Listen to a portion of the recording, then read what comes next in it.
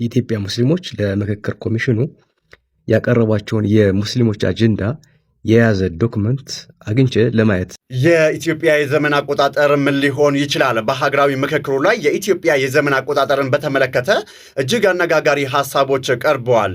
የኛ የኦርቶዶክሳውያን ምዕመናን፣ ካህናት፣ አገልጋዮች ሞትና መታረዝ እንዲሁም ደግሞ ከሀብትና ንብረት ማጣት ሀገራዊ ምክክር ኮሚሽኑ አጀንዳ ይሆን?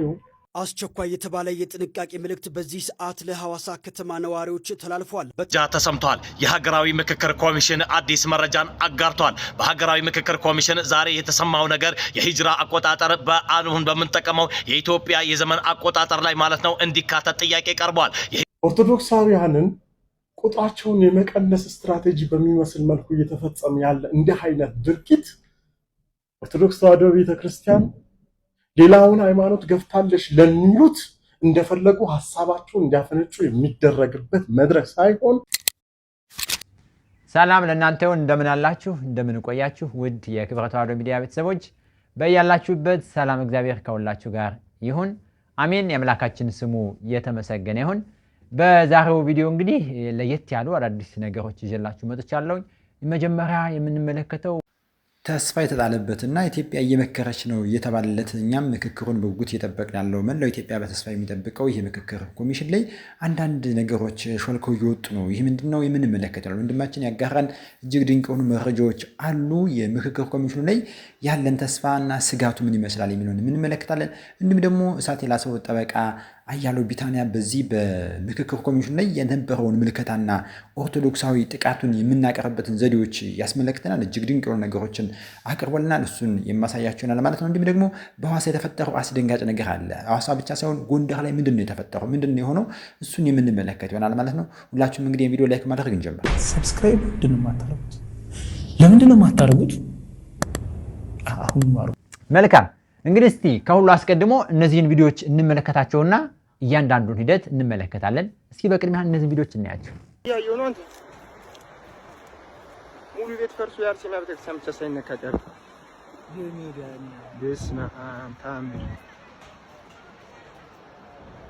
አዩ ሙሉ ቤት ፈርሷል።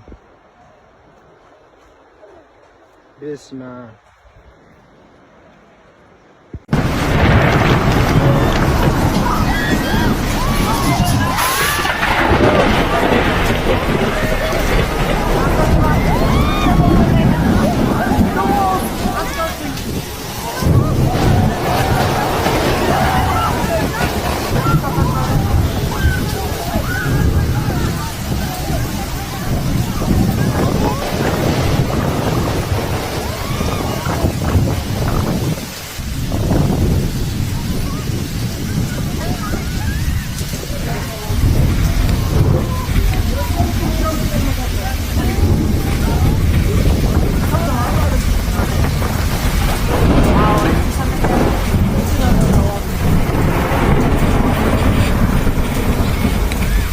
ጎንደር ላይ እንግዲህ እንደምትመለከቱት አይነት ከባድ አውሎ ንፋስ ነበረ። ቤቶችን የጎዳ ሰው ንብረት ጉዳት የፈጸመ አደጋ ተፈጥሯል። እንግዲህ የተፈጥሮ አደጋ ነው ይህ የምትመለከቱት። ከፍተኛ የሆነ ንፋስ የቤቶቹን ክዳን በዚህ መልኩ ሲንድና ሲወስድ ተመለክተናል። እጅግ በጣም አስደንጋጭ አስከፊ የሆነ በረዷዊ ቀላቀለ ከፍተኛ የሆነ ዝናብ ዘንቦ ነበረ። እንግዲህ ተመለከታችሁት። በታምር ደግሞ የቅድስት አርሴማ ቤተክርስቲያን በዚህ ሁሉ መከራና ወጀብ ውስጥ ሆና ምንም አይነት ጉዳት ሳይደርስባት ክዳኑ ቆርቆሮ ምንም ሳይሆን የሌሎቹ መኖሪያ ቤቶች እንግዲህ ጎንደር ቀበሌ 18 ህዳሴ ሰፈር ማራኪ የሚባለው አካባቢ ይህ ነገር ተፈጥሯል ማለት ነው። እንግዲህ የቅድስት አርሴማ ታምር እጅግ በጣም ድንቅ ነው። ቤተክርስቲያኗ ምንም አይነት አደጋም ጉዳትም ሳይደርስባት ሆኗል ቀርቷል ማለት ነው። እጅግ በጣም ድንቅ የሆነ ነገር ነው። እንግዲህ እግዚአብሔር ከእንዲህ ያለው ክፉ ነገር ይሰውረን። ጎንደርና ያላችሁ ጉዳቱ የደረሰባችሁ ሁሉ እንግዲህ እግዚአብሔር መጽናናቱን ያድል። ሁላችንም ጥንቃቄ እናደርግ። ክረምቱ እጅግ በጣም እየከበደ መሄዱን እና ደግሞ የተፈጥሮ አደጋ እጅግ በጣም ከባድ ነው። ይሄ እግዚአብሔር ቁጣን የሚሉም ሰዎች ስላሉ ማለት ነው። የንድም ተሰምቷል። እንግዲህ ተያይዞ ሐዋሳም እንግዲህ ትናንትና ምሽት ጀምሮ ከባድ የሆነ ዝናብ፣ አውሎ ነፋስ፣ በረዶ የቀላቀለ በጎንደር እንደተፈጸመው አይነት ሐዋሳ ላይም ተከናውኗል። ምንድን ነው የሆነው? እስኪ ሐዋሳውን ደግሞ እንመለከተው። እጅግ በጣም አደገኛ የሆነ የተፈጥሮ አደጋ እየደረሰ ይገኛል በሀገሪቱ ላይ። እስኪ ሐዋሳውን እንመለከተው።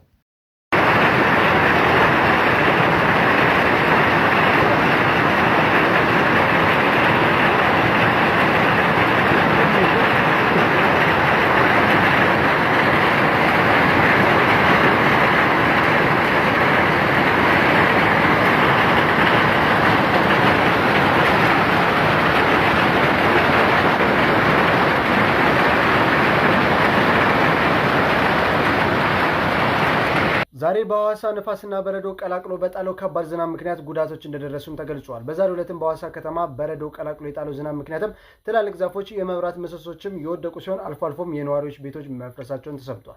ሐዋሳ አካባቢ ያላችሁ የአየር ሁኔታው እንዴት ነበር? በኮሜንት ላይ ግለጹልን። ሰፈሩ ምን ያህል እንደተረበሸ በኢየሱስ ኪት በዚህ ይሄ የቤተልሔም ትምህርት ቤት ፎቅ ነውና ጣሪያው የለም።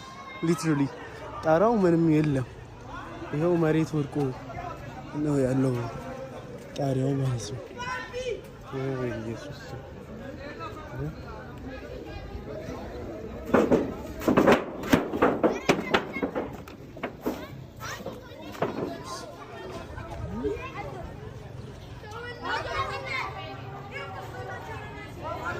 ይኸው ሰፈራችን ሙሉ ተረባብሾ ነው ያለው። በጌታ በኢየሱስ ህጻናት እየሮጡ ሰው ሁሉ ስቴብል መሆን አልቻለም። ይኸው ዛፍ ሁሉ ተሰብሮ መሬት ወድቋል። ምን ነገር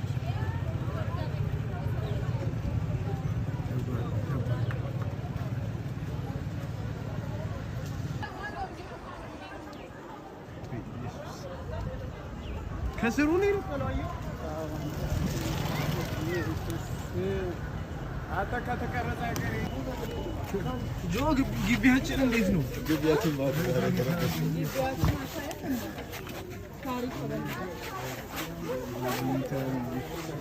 እንኳን ልጆች ባሉበት ሰዓት አልሆነ አንተ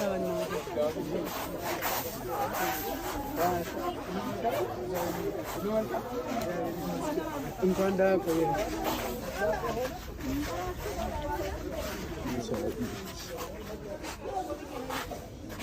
እንግዲህ ትምህርት ቤት ግቢ ነው። ይህ ኢየሱስ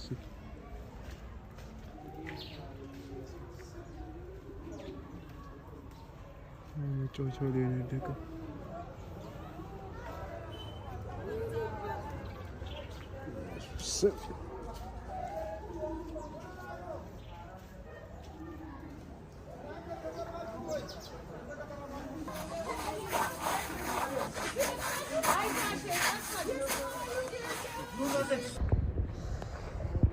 ጌታ ሆይ ካናዳ ነው ያለ ነው በለኝ። ይሄን ያክል በረዶ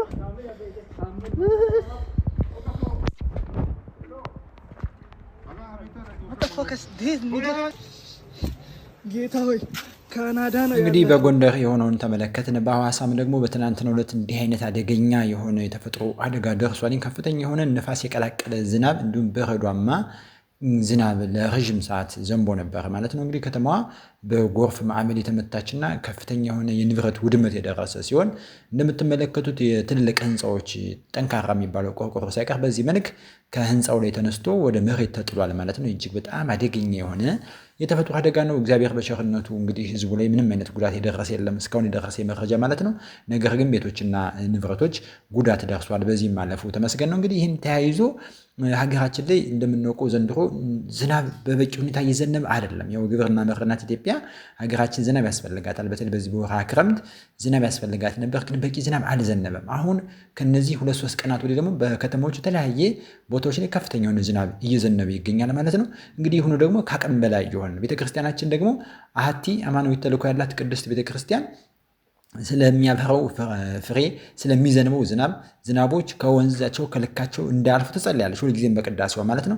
ይህን አስመልክቶ እንግዲህ እየደረሰ ያለው የተፈጥሮ አደጋና ጉዳትን ተመልክቶ እንዲሁም ሰው ሰራሽ የሆነ ጉዳት በኢትዮጵያ ላይ ደም መፋሰሱ፣ ልዩ ልዩ ነገሮች እንዲያበቃ ቅዱስ ሲኖዶሱ አንድ አዋጅ አውጇል። ይህም አዋጅ እንግዲህ ዕለት ዕለት ስለ ቅድስት ቤተክርስቲያንና ስለ ሀገር መጸለይን አስመልክቶ ሁልጊዜም ወሩ በገባ ከ1 እስከ 7 በሁሉም አብያተ ክርስቲያናት የምህላ ጸሎት እንዲደረግ የተወሰነ ቆይቷል። ስለዚህ በዚህ ውሳኔ ላይ ሁሉም ምዕመናን እንዲሳተፍ አደራው እንዳለን።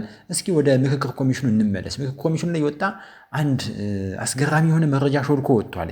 ይህንን ወንድማችን የሚነግረንን እንሰማለን። ምንድን ነው የወጣው? እነማን ናቸው ያቀረቡት? ምን መልክ አለው? ለሀገሪቱ የሚጠቅም ነገር አለው? እስኪ እንመልከት። የኢትዮጵያ ሙስሊሞች ለምክክር ኮሚሽኑ ያቀረቧቸውን የሙስሊሞች አጀንዳ የያዘ ዶክመንት አግኝቼ ለማየት ሞክሬ ነበረ። እንግዲህ በዚህ ቆይታዬ የመጀመሪያውን ክፍል ይህ ዶክመንት በእርግጥ የሚያመካከር ጉዳይ ይዟል ወይ የሚለውን ሐሳብ ለማንሳት እንሞክራለን። በተመረጡ ሙስሊም ምሁራን የተጠና ነው የተባለው ዶክመንት 9 አበይት አጀንዳዎችና 45 ንዑስ አጀንዳዎች የያዙ ሲሆን በ21 ገጽ የተከተበ ዶክመንት ነው። እንግዲህ ይህ ዶክመንት ገና ከመግቢያው ብሔራዊ፣ ሀገራዊ፣ ፖለቲካዊ፣ አስተዳደራዊ እና ሃይማኖታዊ ጭቆና ነበር የሚለውን ሀተታ በማንሳት ይጀምራል። እንግዲህ ይህ የኢትዮጵያ ህገ መንግስት መግቢያው ላይ ያካተተውን ጉዳይ በሌላ መልኩ የቀረበ ወይም ደግሞ የናሽናል ኦፕሬሽን ቴሲስን ያካተተ ጉዳይ ሆኖ አግኝቼዋለሁ ማለት ነው። እንግዲህ ይህ ለምክክር አጀንዳ ለምክክር ኮሚሽኑ ወይም ደግሞ የሙስሊሙ ማህበረሰብ አጀንዳ ተብሎ የተዘጋጀው ዶክመንት በጣም ብዙ የማያመካክሩ ናቸው ሊያስፈሉ የሚችሉ ጉዳዮችን ይዟል። ለዛሬ 3ቱን ብቻ አጠር አድርጌ አነሳለሁኝ። እናንተ መረጃው ወደ ብዙ ሰው መድረስ አለበት። ስለዚህ ኮፒ ሊንክ፣ ሪፖስት እና ሼር አድርጉት። እንግዲህ የመጀመሪያው እኔ ትኩረቴን የሳበኝና ምናልባትም ለመመካከር እንቅፋት ይሆናል ብዬ የማስበው ጉዳይ መጤና ነባር በመጀመሪያው አጀንዳ ላይ የቀረበው ይሄ ጉዳይ ነው። ስለዚህ በዚህ አጀንዳ መጤ ነባር መባሉ የብዙ በተለይም ደግሞ የሙስሊሙ ማህበረሰብ መጨቆን ምክንያት ነው በማለት ሀተታ ያቀርባል። ስለዚህ ሙስሊሙ የራሱ ትርክት አለው፣ የራሱ ታሪክ አለው የሚል ሀተታ ያቀርብና ሙስሊሙ መጤ መባሉን ይቃወማል ማለት ነው። እንግዲህ እዚህ ላይ ያለን ሐሳብ እናንሳ። በኢትዮጵያ ታሪክ እንግዲህ ክርስትናን ስናነሳ ክርስትና በክርስቶስ መወለድ የተጀመረ ነው። ከዛ በፊት እግዚአብሔር ማምለክ ነበረ። ይህ ደግሞ በኢትዮጵያ የነበረ ታሪክ ነው። ስለዚህ ኢትዮጵያ በአዲስ ክርስትናን የተቀበለች ሳይሆን መጀመሪያ ኦሪታዊ የነበረች ከዛም በክርስቶስ መወለድ ክርስትናን ተቀበለች ማለት ነው። ይህ ከአንደኛው ክፍለ ዘመን ጀምሮ ያለ ሀቅ ነው ማለት ነው። ስለዚህ ክርስትና ከሌላ ዓለም መጥቶ ኢትዮጵያ ውስጥ የተፈጠረ የተወለደ አይደለም። በሌላ መልኩ እስልምናን ስናነሳ እስልምና እንግዲህ በ7ኛው መቶ ክፍለ ዘመን ሙስሊሞች በደረሰባቸው ጥቃትና መሳደድ ወደ ኢትዮጵያ መጥተዋል። ኢትዮጵያውያንም በነበራቸው የእንግዳ አቀባበል ባህል ተቀብለው አኑረዋቸዋል። በዚያ መልኩ እስልምና ከመካ መዲና ወደ ኢትዮጵያ መጥቶ ኢትዮጵያ ውስጥ በዚህ መልኩ እንዲኖር እንዲስፋፋ ሆኗል ማለት ነው። በነገራችን ላይ መጤ መባል መምጣት ኃጢአትም በደልም ነውርም አይደለም። ከሰሞኑ እንግዲህ አህመዲን ጀበል ይህንን ለማካካስ በሚመስል መልኩ ክርስቲያኖች ተሰደው ሲመጡ ተቀበላቸው የሚል ርዕስ ያለው ጽሑፍ ማስነበቡን አይተናል። ታዲያ የዚህ አጀንዳ ዋና መልእክትና ጭብጥ ሁላችንም መጤ ነን የሚለው ሐሳብ እንዲያዝና እኩል እንድንቀመጥ የሚል ኢንተረስት ወይም ፍላጎት ያለው አጀንዳ ነው። ታዲያ ይህ እንዴት ሊሆን ይችላል? ሁለተኛው እንግዲህ የቀን አቆጣጠር ወይም ደግሞ የዘመን አቆጣጠር በተመለከተ የቀረበው ሀተታ ነው። ይሄኛውም እንግዲህ ሊያመካክር ይችላል ወይ የሚል ምናልባትም በምክክር ሂደቱ ላይ ሌላ ስንጥቅ ሌላ ችግር ሊፈጥር ይችላል ብዬ የማስበው ጉዳይ ነው። እንግዲህ ሁለተኛው አጀንዳ ላይ 11ኛው ቁጥር ላይ የቀረበ ነው ይሄኛው የካሌንደር ጉዳይ። ስለዚህ እዚህ ላይ ዶክመንቱ ምንድነው የሚለው አሁን ያለው ካሌንደር የአንድ ሃይማኖት ነው ወይም አንድ ሃይማኖትን የወገነ ነው የሚል ትችት ያቀርባል። በሌላ መልኩ ደግሞ ዓመተ ምህረት የሚለው ሴኩላር አይደለም፣ ዓለማዊ አይደለም፣ መንፈሳዊ ይዘት ያለው ነው። ስለዚህ ይህም ተገቢ አይደለም የሚል ሁለተኛ ተቃርኖ ያቀርባሉ ማለት ነው። ከዛ ውጭ እንግዲህ አማራጭ ካሌንደር ያስፈልጋል የሚል ሐሳብ ነው ያቀረበው። እዚህኛው ቁጥር ላይ ያለው አማራጭ ካሌንደር ብሎ ያስቀምጠው ምንድነው ሂጅራን በትይዩ የዘመን አቆጣጠር ተጠቃሚ ወይም ደግሞ ተግባር ላይ እንዲውል መደረግ አለበት የሚል ነው። እንግዲህ አንድ ሀገር ሁለት ካሌንደር ልትጠቀም የምችልበት እድል በጣም ጠባብ ነው። ምክንያቱም ካሌንደሩ ሁሉንም ሰው የሚያግባባ የስራ ተግባራት ሁሉንም ነገሮች አካቶ የያዘ መመሪያ ጋይድላይን እንደመሆኑ መጠን ሁለት ካሌንደር በአንድ ሀገር መተግበር በጣም አስቸጋሪ መሆኑ አይቀሬ ነው። ታዲያ ይህ በእንዲህ እንዳለ ሂጅራ ትይዩ አድርገን መጠቀም አለብን ሲሉ ምንድን ነው የፈለጉት? ከዚህ ባለፈ እንግዲህ የኢትዮጵያ ካሌንደርን በተመለከተ ኢትዮጵያ ከሌላው ዓለም የምትለይበት የራሷ ትልቋ ሀብት ትልቋ ታሪክ ከዓለም በተለየ መልኩ የምትኮራበት አንዱ ሀብቷ ይህ የዘመን አቆጣጠሯ ነው። ይህ የዘመን አቆጣጠር ደግሞ ከኢትዮጵያውያን ታሪክ ጋር ጥብቅ ቁርኝት ያለው ለአማኙም ለማያምነው ለሁሉም የሚሰራ የዘመን አቆጣጠር ነው። ይህንን የዘመን አቆጣጠር መሻር፣ መከለስ፣ መቀየር የሚል ሐሳብ ከመጣ እንግዲህ ኢትዮጵያን ማፍረስ አዲስ ኢትዮጵያ የመመስረት ፍላጎት ካልሆነ በስተቀር እንዲህ ያለው ነገር የመተግበሩ እድል በጣም አናሳ እንደሆነ ይሰማኛል።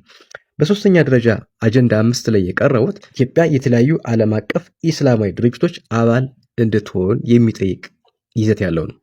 እንግዲህ ኢትዮጵያ የራሷ ማንነት ያላት ሀገር እንደመሆኗ ይታወቃል። እዚህ ጋር የቀረበው ምንድነው? ኢትዮጵያ የሙስሊሙ የዓለም ማህበረሰብ አባል እንድትሆን ከዚህ ውስጥ የተጠቀሱ ምንድናቸው? ለምሳሌ የአረብ ሊግ አባል እንድትሆን ጥያቄ ቀርቧል። የኢስላም ልማት ባንክ አባል እንድትሆን ጥያቄ ቀርቧል። ሌላው ደግሞ የዓለም የሙስሊም ሊግ ወዘተረፈ። እንግዲህ የሙስሊም ማህበረሰብ ይህንን በቅንነት ሲጠይቅ ኢትዮጵያውያን ብዙ የእምነት ድርጅቶች ያሉባት ሀገር ናት። ክርስቲያኑም፣ ፕሮቴስታንቱም፣ ጆዳውም ሌላውም። ታዲያ ይህ በእንዲህ ባለበት ሁኔታ ኢትዮጵያ የእነዚህ የእስልምና ተቋማት አባል የምትሆንበት ምን አመክንያዊ መሰረት አለ የሚል ጥያቄ ማቅረብ እንፈልጋለን። ሌላውንና ተጨማሪ ነጥቦችን በሌላው ሁለተኛ ክፍል ይዤ የምመለስ ይሆናል። ከልብ እናመሰግናለን ወንድማችን ስላጋራን መረጃ። እንግዲህ ምክክር ኮሚሽኑ ላይ ሾልኮ የወጣው ይሄ ለምክክር ኮሚሽን ይቀርባል የተባለው እስልምና እምነት ተከታዮች ያሉ ሰዎች በምክክር ኮሚሽን ውስጥ ገብተው እየሰሩ ያሉትና ፍላጎታቸውን ሀገሪቱ እንዲፈጽም የሚያደርጉትን ነገር ተመልከቱ። እንግዲህ በዚህ ልክ ነው ኢትዮጵያ የቆመችባቸውን ምሰሶዎች የመቀየር እንዲሁም ደግሞ የተለያዩ ነገሮችን የማድረግ ዓላማ የያዘ የምክክር ኮሚሽኑ ማለት ነው። እንግዲህ እኔና ብዙዎች ኢትዮጵያኖች በምክክር ኮሚሽኑ ላይ ተስፋ ጥለን ነበር። ነገር ግን እየሆነ ያለው ነገር የአንድን ቡድን ወይም የአንድን ማህበረሰብ ዓላማ የሚያስፈጽም ሆኖ እየታየ ነው የሚሉ ድምጾች እውነትም ወደፊት እየመጡ ያለበት ሁኔታ አሳይ ሁኔታ አመላክቶናል ወንድማችን ማለት ነው። በዚህ ጉዳይ እናንተ ሐሳብ ምንድነው? በእውነት እንግዲህ በዚህ ልክ ነው ወይ? ተመልከቱ እንግዲህ ኢትዮጵያን የእስልምና አረብ ሀገራት አባል እንድትሆን የሚጠይቅ ሁሉ ይህ ምክክር ኮሚሽን እንግዲህ እውነት ኢትዮጵያ የቸገራት ይሄ ነው ወይ? ምክክሩ ሰላም ለማምጣት ሀገሪቱን ሰላም ለማድረግና እየሆነ ያለውን ነገር ለማስቆም ነበር የመሰለን እንጂ እንዲህ ያሉ ሃይማኖታዊና ወደ ለየ ግጭት ውስጥ የሚከቱ ነገሮችን ይመጣሉ ብለን አላሰብንም ነበር። እየሆነ ያለው ነገር ግን እጅግ በጣም የሚያሳዝን ነገር ነው። በዚህ ጉዳይ የእናንተ ሐሳብ ምንድን ነው? ምክክር ኮሚሽኑ እውነት ኢትዮጵያንና የኢትዮጵያ ቤተክርስቲያን በተለይ ደግሞ ምን ሊፈይዳት ይችላል? እንግዲህ እንዲህ ያሉ ስጋቶች ያንጃበበበት የምክክር ኮሚሽን እየሆነ ይገኛል። በዚህ ጉዳይ እስኪ ጠበቃ ያለው ቢታ የሚለን ነገር አለ። ይህ ኦርቶዶክስ ወንድማችን እሳት የላሰ ጠበቃ ነው። እስኪ በዚህ ጉዳይ ላይ የእሱን ምልከታ ደግሞ ያጋራናል። እኔ ከወዲሁ እሰናበታለሁ። የእሱን ምልከታ ተመልክታችሁ ሀሳብ አስተያየታችሁን ኮሜንት ላይ ያጋሩ። የኛ የኦርቶዶክሳውያን ምዕመናን፣ ካህናት፣ አገልጋዮች ሞትና መታረዝ እንዲሁም ደግሞ ከሀብትና ንብረት ማጣት ሀገራዊ ምክክር ኮሚሽኑ አጀንዳ ይሆን? ጠበቃና የህግ አማካሪ አያሌው ነኝ። ይህ በየጊዜው የምንሰማው የሞት ዜና በቃን ማለት ያለብን ጊዜ ያለ ስለመሰለኝ ነው ይህንን የምሰራው። ምክንያቱም ዛሬ ላይ በማይመለከታቸው ይመለከተናል በሚሉ ሰላም እናስከብራለን በሚሉ አሸባሪ ነን በሚባሉ ሰዎች እንዲሁም ደግሞ በሃይማኖት ጽንፈኝነት በተፈረጁ ግለሰቦች እና ቡድኖች የኦርቶዶክሳውያን ሞትና መታረዝ በየዕለቱ እንደ ዜና ይዘገባል። ከዚያ በዝምታ ይታለፋል። በዝምታ ታልፎም ደግሞ ኃላፊ የሚሆኑ ሰዎችን ኃላፊ ይደረጋሉ ብለን ስንጠብቅ ሌላ ሞት እንሰማለን። ስለዚህ ኦርቶዶክሳውያንን ቁጥራቸውን የመቀነስ ስትራቴጂ በሚመስል መልኩ እየተፈጸመ ያለ እንዲህ አይነት ድርጊት ኦርቶዶክስ ተዋሕዶ ቤተክርስቲያን ሌላውን ሃይማኖት ገፍታለች ለሚሉት እንደፈለጉ ሐሳባቸውን እንዲያፈነጩ የሚደረግበት መድረክ ሳይሆን የኛ እስካሁንም ድረስ ሞታችን የውይይቱ አካል መደረግ አለበት ብዬ አስባለሁ። ስለዚህ ወንድሞቼ፣ አባቶቼ በዚህ ታሪካዊ መድረክ ላይ አጋጣሚውን አግኝታችሁ የተገኛችሁ በእውነት ነው የምላችሁ የወንድሞቻችሁ፣ የእህቶቻችሁ፣ የልጆቻችሁ ሞት ሊገዳችሁ ይገባል። ይህ ጉዳይ ሊነሳ ይገባል ማለት ነው። ዜጎች ሀገር ልትጸና የሚገባው ፍጹም በሆነ ሰላማዊ በሆነ ህይወትና ምህዋር ላይ ነው ብዬ አምናለሁኝ። ስለዚህ በየቀኑ የኦርቶዶክሳውያን ሞት የኛ ሞት በሚሆን ጊዜ ዝምታ፣ የጥቂቶች ሞት በሚሆንበት ጊዜ ደግሞ አጀንዳ የሚሆንበት ምክንያት አለ ብዬ አላምንም። ስለዚህ የኦርቶዶክሳውያን በተለያየ ቦታ ላይ የሚደረገው ፍጅት እና ሞት ሊበቃ ይገባል። አጀንዳ ሆኖም መወያያ ሊሆን ይገባል ብዬ አምናለሁኝ። መታሰራችን መታረዛችንም አጀንዳ ሊሆን ይገባል። በሃይማኖት መሰረት እየተደረገ የሚፈጸም ጅምላ ድርጊቶች ሊቆሙ የሚገባ ስለሆነ ሀገርን ባጸናች ኦርቶዶክሳዊ ተዋሕዶ ቤተክርስቲያን ላይ የሚደርሱ ደባዎች፣ የውስጥ ሴራዎችን እንዲቆሙ፣ ጣልቃ ገብነቶችም እንዲቆሙ ግልጽ የሆነ የውይይት መድረክ ነው የተዘጋጀው አይደለም። ስለዚህ ሐሳብ አስተያየታችን እየሰጠን ሐሰተኛ ትርክቶችን የማነጽ ስራ አሁንም ድረስ እየደረሱ ያሉ በደሎችን በማሳየት ሊስተካከል ይገባል ብዬ አስባለሁ። ለብዙዎች እንዲደርስ ኮንሰርንድ ነን ለምትሉ ሰዎች በሙሉ ጉዳዩ እንዲገባችሁ ተገቢውን ድምጽም እንድትሆኑ ለብዙዎች እንዲደርስ ኮፒ ሊንክ፣ ሼር፣ ሪፖስት ማድረግ አትርሱ። አመሰግናለሁ።